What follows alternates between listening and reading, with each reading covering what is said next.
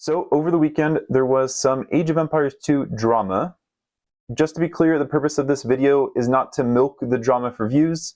There was some humorous antics and a new meme and a few other events that I'm going to explain, but the purpose of this video is to learn from the experience.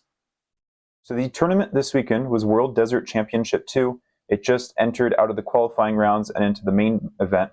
And it's not just your average team game tournament. Some of the novel ideas are that there are both 1v1s and 3v3s in this tournament. You start off with 3 1v1s, or at least a best of 3 1v1s, and the winner of that gets 1 point. So if you win 2 out of 3 1v1s, your team gets 1 point towards the overall set. On some maps, you can build town centers in Dark Age and Feudal Age. Camels can have meat on them, so you can collect them with villagers, and there's lots of other different starting conditions. So just in summary, there's a lot of different things to have in your mind when you're playing these matches, a lot of novel concepts.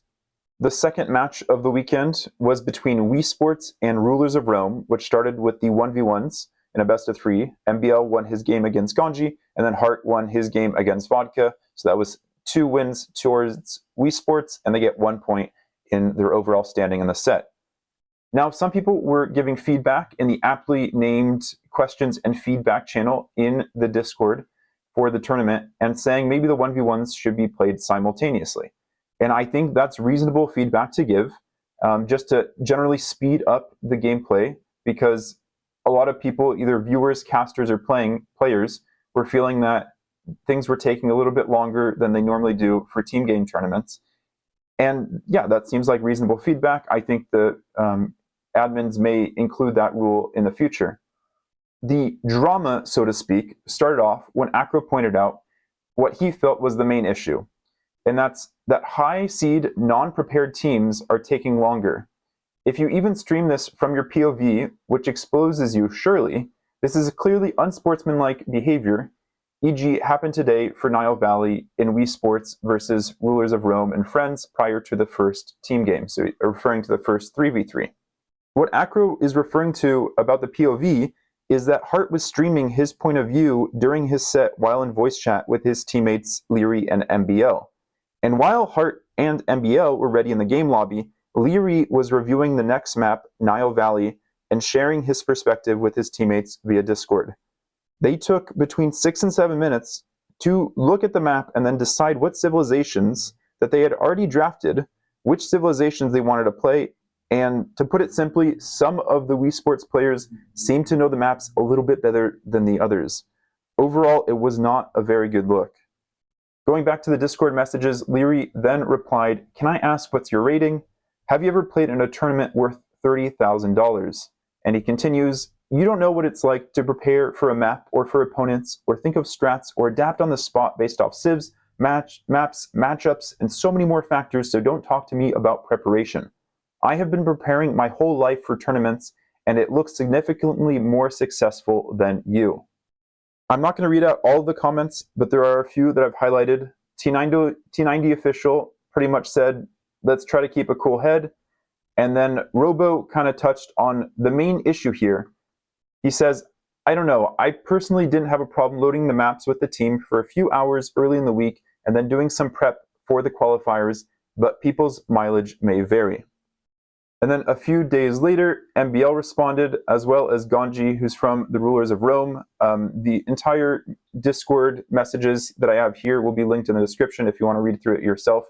I'd rather you try to read it here than go to the actual Discord and then think to leave your witty comment. That's not at all welcome. But MBL pretty much said here in his long book that he paid $10 for Nitro so he could all write in one comment for whatever reason, just MBL things.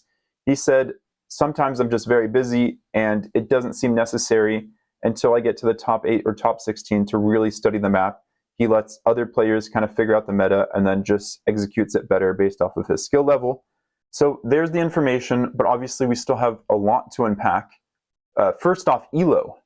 ELO has one role in the community, and that's to find similar skilled players for you to play with if you want to play a ranked match.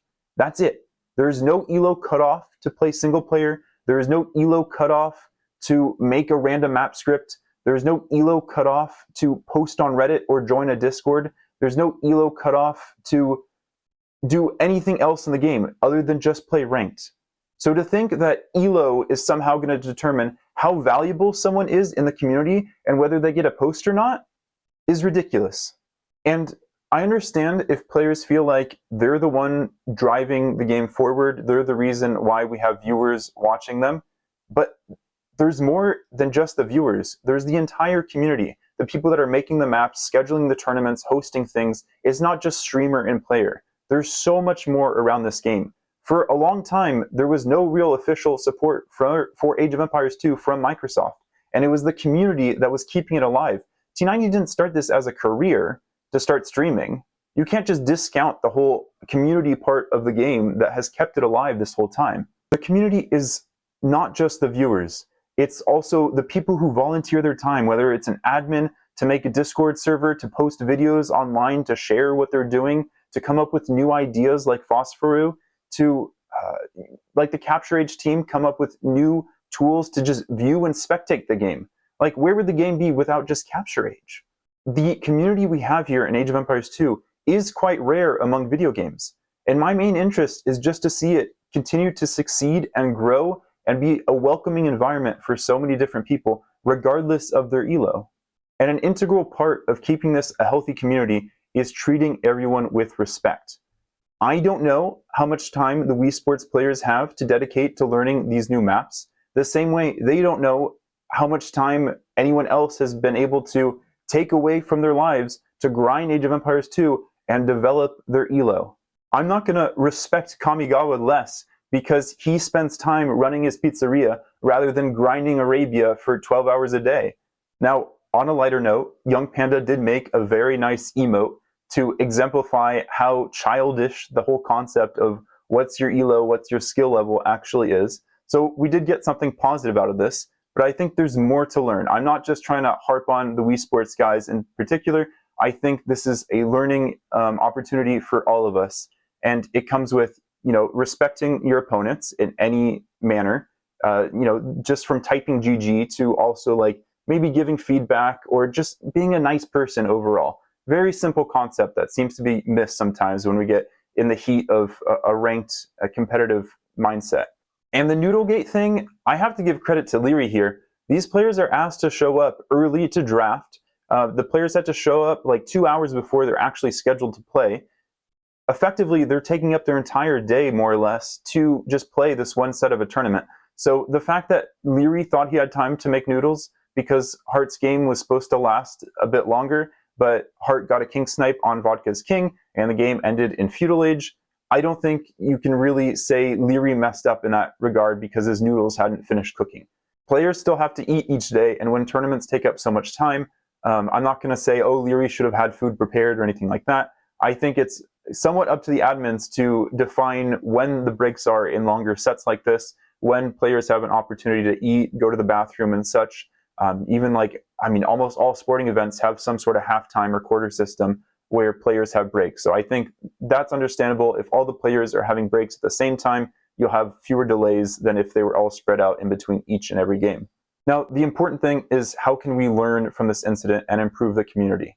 I think some sort of consequence might be appropriate to include in the rules of each tournament, whether that's deducting some of the prize pool from your winnings if you're being unsportsmanlike, or potentially giving you like a yellow card or something, and something similar, and banning you from a certain number of tournaments or a certain amount of time from entering into tournaments into the future after your unsportsmanlike event. Cycling has been around for very long, and they've just recently included yellow cards to warn dangerous or unsportsmanlike behavior. Age of Empires 2, I think, can also evolve over time as the community continues to become more competitive and hopefully grows as well. And I want to make sure the community stays a positive and welcoming place for not just the current players, but also the next generation of players after us. Let me know what your thoughts are. If you think of a solution, please post it in the comments, and I'll see you there.